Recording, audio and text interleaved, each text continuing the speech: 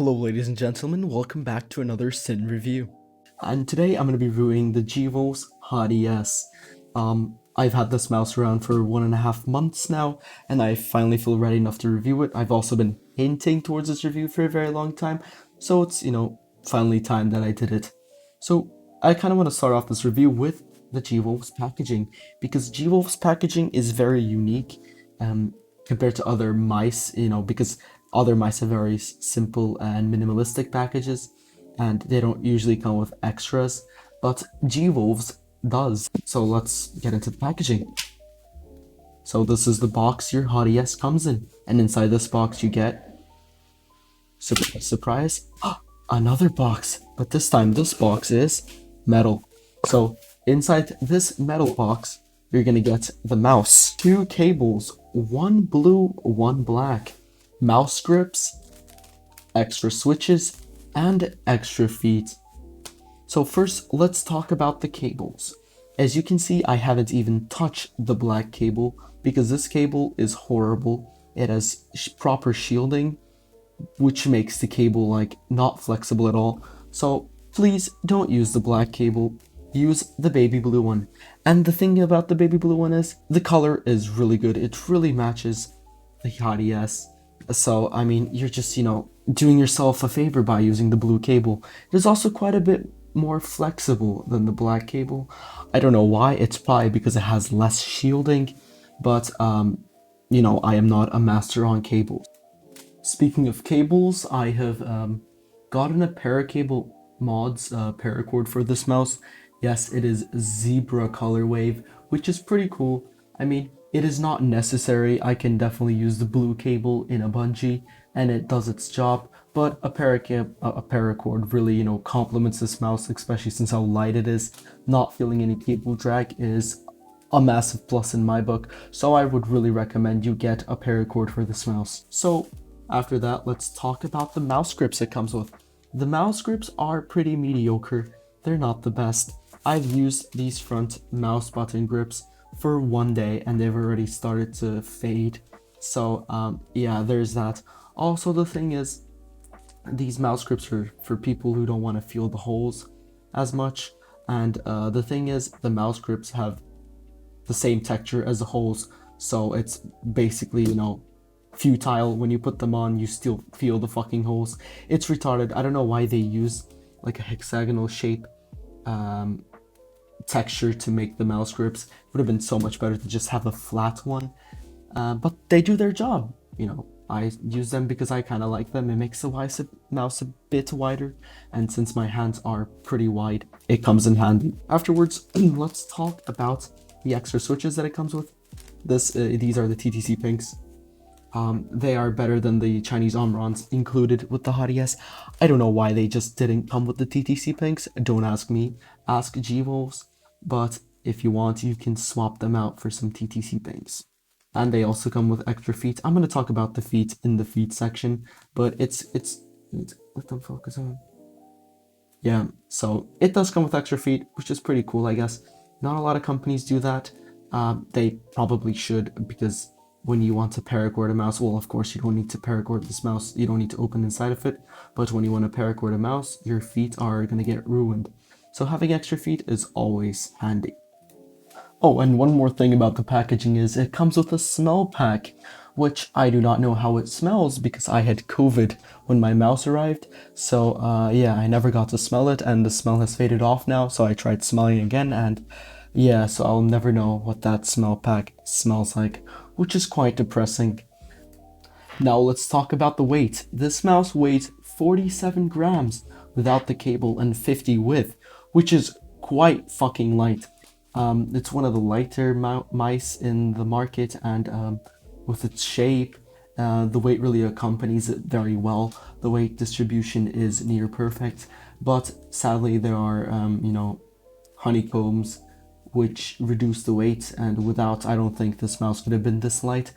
But 47 grams is quite light, but it doesn't hinder your aim. It mostly accompanies it because it's just so much easier to move this mouse. And as a person who actually didn't like light mice before, because of the Viper Mini, I can say that I like the weight of this mouse. The shape of the Hati S is phenomenal, and it is one of my favorite shapes, and the reason is because of the hump location.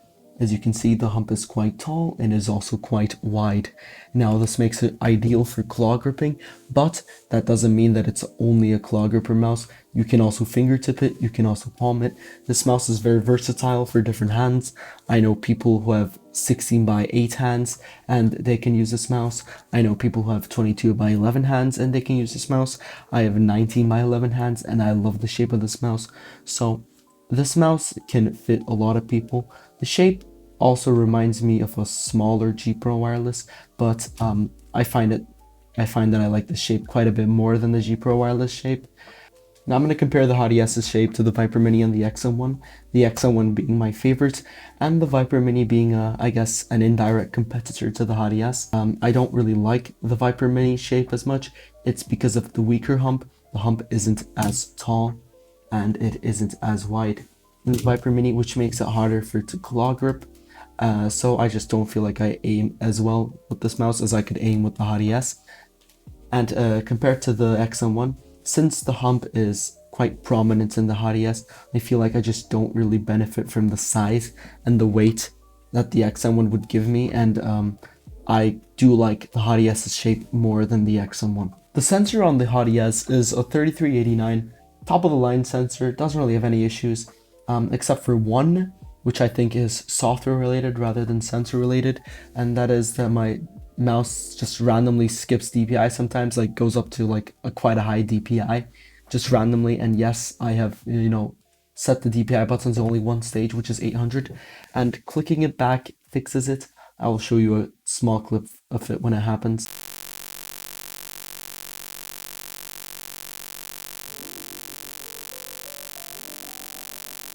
It is a minor annoyance. It hasn't happened to me in a couple weeks, but it's just something to note down that there is a software issue and GWolves is working on a fix. The stock feet on the Hati S are definitely usable. They're not the best, but they're rounded and they're pure, like near pure PTFE feet. But however, I just went ahead and bought core pads for my Hati S anyways, because these are just better than whatever, GWolves could provide. But by no means does it mean that the stock feet are bad. And you get an extra pair, which is also pretty cool.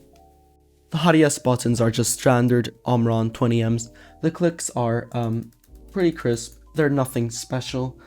They're Chinese Omrons. I'll let you have a listen. Side mouse buttons. Middle mouse button. Scroll wheel. So yeah, that's how they sound. The scroll wheel isn't great. I don't know why, but mine is very, very scratchy. The side buttons are decent. The second side button for some reason has a tiny bit of post travel, while the first one doesn't. Yeah, the clicks, they're fine. They're okay. You can definitely use them. I would recommend you swap them out with the TTC Pinks that comes inside, but that can be a hassle, and if you don't really want to do it, you don't have to. The clicks definitely suffice. The coating of the Hati S is really good. It's not as good as the XM1 V2's coating, which is godlike, but the Hati S coating does show some fingerprints, which is a negative. And the build quality on the Hati S it's not spectacular. This is the third batch. The first batch had some build quality issues, so did the second batch. I think they ironed it out in the third batch, but as you can see, or actually here, there's actually flex. There's quite a bit of bottom flex in mine, and there's side flex and whatnot. But it's not like I don't feel like the mouse is just gonna fall apart in my hand. It only happens when I, specifically want it to happen and I want to press on it.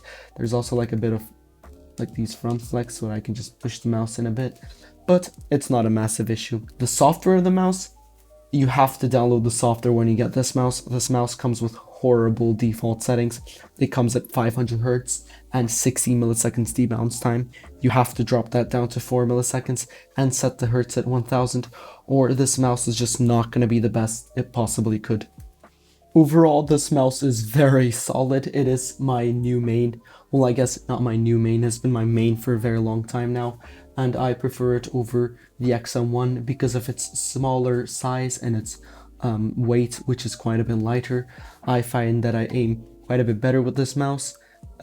So yeah, I would rate this around 9 out of 10. And I'm gonna drop off 1 marks because of the build quality and the price. It is quite a hefty price. I paid $95 for this because it shipped all the way from China.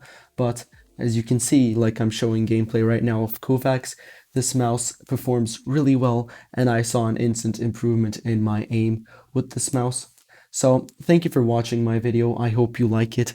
If you like it, please subscribe. Make sure to share this video, and have a good day.